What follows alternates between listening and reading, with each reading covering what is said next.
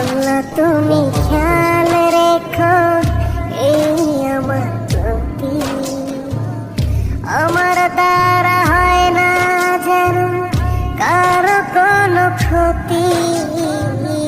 আল্লাহ তুমি খেয়াল রেখো এই আমার প্রতি, আমার দ্বারা হয় না যেন কারো কোনো ক্ষতি।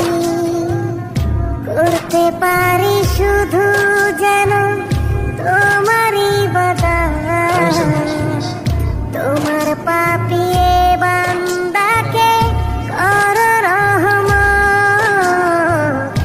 আল্লাহ তুমি